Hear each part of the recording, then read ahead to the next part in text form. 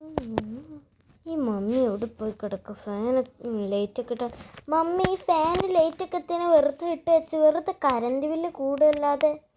അയ്യോ തൊള്ളവായിട്ട് ആരും കേട്ടില്ലല്ലോ.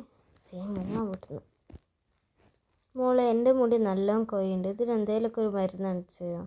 അമ്മക്ക് ആ കറ്റാർവായ തലയിൽ തേച്ചാൽ പറയും. വെറുതെ ഇങ്ങനെ ഓരോ മരുന്ന് വാങ്ങിച്ച് മുടി കളയാൻ നിൽക്കുന്നത്. അയ്യോ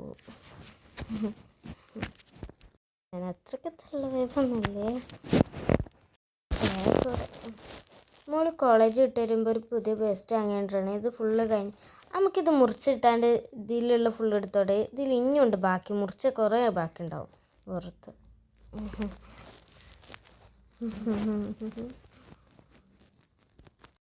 കഴുത്ത് വേദന ആവുന്നുണ്ട്. ഹോസ്പിറ്റലിൽ പോകണം. പെരടി വേദനയായിട്ട് നിൽക്കാൻ പറ്റും. എനിക്ക് പെരടി വേദനയൊന്നുമില്ല. ഞാൻ പോവാം. മുഖത്ത് ടാന് പോളം വരുന്നൊക്കെ തേച്ചോട്ടെ. എന്തിനാ അമ്മ വെറുതെ കാശ് കളയുന്നത്? ആ മഞ്ഞളൊക്കെ തേച്ചാൽ മതി, മുഖത്ത് കുരുയൊക്കെ പോകും. നേരത്തെ വരാം. ഫുഡ് കഴിച്ചിട്ട് ഇറങ്ങാം. വരാം. തലേന്നല്ലേ? എന്ത് സാണ്. ശരി.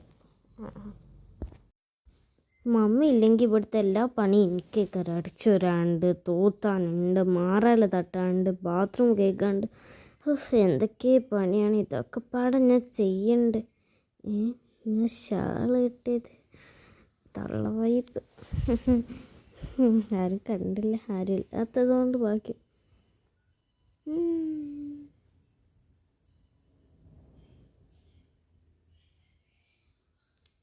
ഞാൻ കാണുന്ന സീരിയലല്ലേ? ഞാൻ സീരിയലൊന്നും കാണൂല. ഞാൻ ഈ ഫുഡ് ടേസ്റ്റിൻ്റെയൊക്കെ കാണാറ്.